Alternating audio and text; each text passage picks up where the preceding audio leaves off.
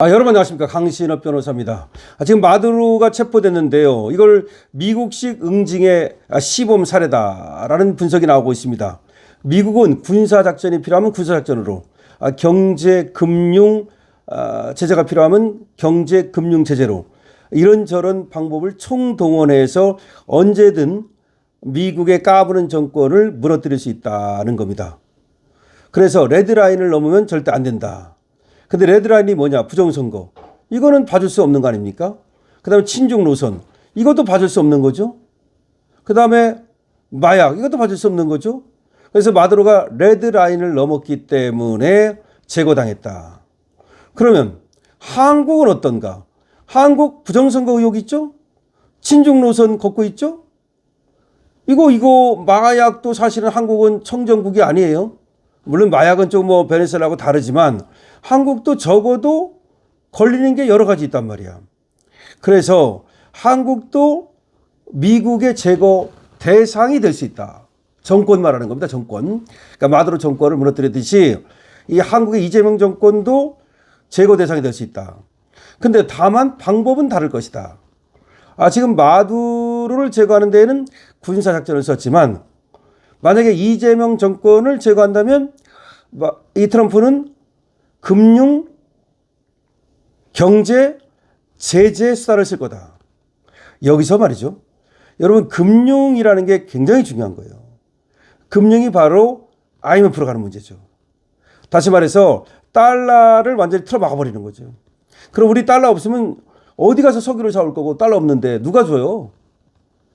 어디 가서 밀가루를 사올 거고, 어디 가가지고 석탄을 사올 거고, 우리는 정말 달러 없으면 그 순간 멈춰버립니다. 나라가 멈춰버린다고.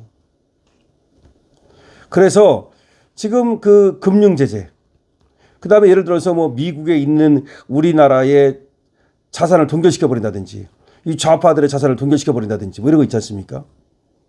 아니면 경제제재.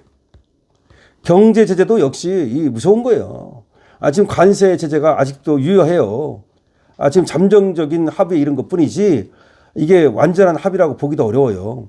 우리가 어기면 언제든지 관세 협상을 다시 깰 수 있다는 것이 그 문구에 조인트 프랙티시트에 들어있어요. 그래서 이재명에게는 군사 대신 경제 금융 압박, 여기다 또 하나의 압박이 있어요. 이게 중요한데 이게 이재명은 굉장히 신경 쓰이는 건데 사법적 압박이에요. 지금 마두로를 갖다가 미국 연방법원에 지금 피고인으로 세웠잖아요. 마찬가지로 미국의 대북 제재 이 규정 이걸 어겼다. 이것만 해도 사실은 언제든지 미국은 이재명을 피고인으로 만들어버릴 수 있어요. 800만 달러 보낸 거. 그거 말고도 하여튼 간에 이재명이 이렇게 저렇게 하는 거, 친중 노선 저런 게 굉장히 지금 아마 저기 할 텐데, 또 혹시라도 지금 대북 제재라든지 유엔 제재를 어기고 북한에 어떻게 한다? 그거는 언제든지 이제 이재명을 사법적으로 제재할 수 있다는 걸 말하는 겁니다. 그러니까 이재명은 경제 제재, 금융 제재를 할 수 있고, 또 하나 미국 기업 보호를 명분으로 해서, 미국 기업이 뭐야? 쿠팡 같은데. 미국 기업 보호를 명분으로 해서 또는 유튜브 같은 거 이걸 보호하겠다는 명분 아래 지금 한국에 대해서 어떤 수사나 조사를 시작할 수가 있어요. 다시 말하면 이 선관위 같은 데도 그렇고 지금 한국의 여러 당국이 미국의 수사 대상에 오를 수 있다. 특히 대북송금 의혹하고 전자투표 선관위 관련 부정선거 의혹 이런 것들이 미국이 개입하면 사실 이재명은 방어가 불가능할 것이다. 만약 미국이 본격적으로 개입을 하는 순간 이재명이 이걸 방어하기가 상당히 어려울 것이다. 특히 성남을 중심으로 코이카, 미르 시스템즈, A웹, 베네수엘라 스마트매틱의 연결 고리를 미국이 강조하면서 수사망을 좁히고 있다는 주장이 벌써 나오고 있거든요. 벌써 미국이 지금 베네수엘라를 이제 점령했기 때문에 스마트매틱스하고 도미니언 이 관계, 그 다음에 또 성남의 미르 시스템즈, A웹 이 연결고리를 벌써 수사를 하고 있고 포위망을 좁히고 있다는 얘기도 나오고 있습니다.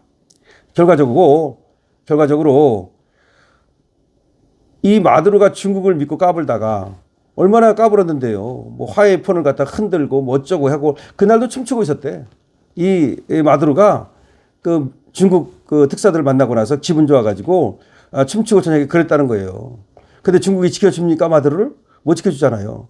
그러니까 이재명도 역시 중국이 지켜주지 못해요. 그런데 아까도 말씀드렸듯이 트럼프는 이재명을 군사작전을 쓰진 않아요. 한미 동맹관계도 있고 뭐 그렇게까지 하면 또 국제적 비난이 있을 수 있기 때문에 그냥 소리 소문 없이 금융제재 또는 경제제재로 고사시켜버릴 것이다 라는 얘기입니다. 그럼 그 알 소리도 못해요. 그럼 뭐라고 말할 거야? 금융제재, 경제제재 하는 걸 갖다가 그럼 뭐라고 말할 거야?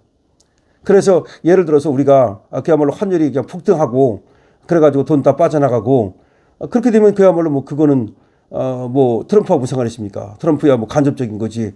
직접적으로 뭐 어떻게 손댄 것도 아닌데 아예 소리 못하는 거지. 그래서 지금 친중 행보를 보이고 있는 이재명이 과연 트럼프가 베네수엘라를 갖다가 쳐들어간다는 거, 마두로를 잡으러 간다는 거 이걸 알고 간 건지 알았을 리는 없거든요. 모르고 간 건데 하필이면 이때 가가지고서 말이죠. 전 세계가 한국은 중국의 편이구나. 한국은 친중이구나. 이거를 그냥 완전히 전 세계에 그냥 방방곡곡에 그 선전해버리는 그런 우를 보냈는데 아마 굉장히 어려울 거예요. 앞으로 이재명이 미국을 대하기가 굉장히 어려울 거라고 생각해요.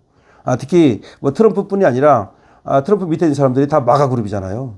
뭐 지금 벤스부터 시작해서 부통령부터 시작해서 마르코 루비오 전부 다 마가 그룹들이야. 거기 이 사람들이 과연 중국에 갔다 온 이재명을 갖다가 그렇게 반겨줄까요? 특히 이제 이재명의 스타일은 또 중국은 중국이고 미국에 가서 또 아부를 떨라고 할 텐데 과연 그 이제 중국에 가기 전과 갔다 온 이재명을 똑같이 봐줄까요? 화장실 갔다 온 이재명과 화장실 가기 전에 이재명을 똑같이 봐줄까요? 난 아닌 것 같은데. 화장실 가서 똥 묻혀왔다고 볼 것 같은데. 화장실 가면 똥이 묻을 수가 있잖아요, 실제로. 자, 그렇기 때문에 이제 이재명엔 마두로 꼴이 날 수도 있다.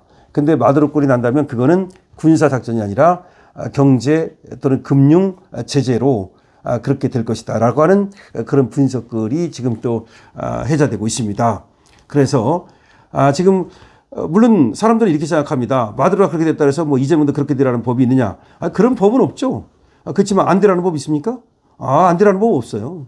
지금 그 누구도 FAFO 이거를 한번 생각해 보세요. 거기가 더군다나 부산이었고 김해공항이었다. 확실합니다. 지금 모든 언론에 다 보도되고 있어요. 막. 이 FAFO가 KBS에도 나오더라고. KBS에도. FAFO. 그러니까 fuck around, find out. 까불면 뒤진다. 이런 뜻인데 이게 뭘 뜻하는 거냐는 거지. 이거는 사실은 말이죠. 한국에 대한 경고일 뿐만 아니라 중국에 대한 경고라는 말도 나와요. 중국에 대한 경고라는 게 부산에서 중국하고 회의했잖아. 그렇기 때문에 그래서 부산을 배경으로 해서 중국에 대한 경고를 보내는 거다. 물론 한국에도 경고를 보내는 거고 일타쌍피다 이런 얘기도 나오고 있고요. 어쨌든 지금 이재명에 대한 제재는 경제 금융 제재가 될 것이다. 그리고 꼴은 마두로와 같은 꼴이 될 것이다 라는 얘기가 나오고 있습니다. 여러분들 어떻게 생각하십니까? 여러분들의 의견을 댓글로 적어주시기 바랍니다. 강신업TV에 대한 응원은 좋아요와 구독으로 주시고요. 그리고 강신업TV에서 여러분께 선보이는 쇼핑몰에 많은 관심 부탁드립니다. 강신업TV입니다.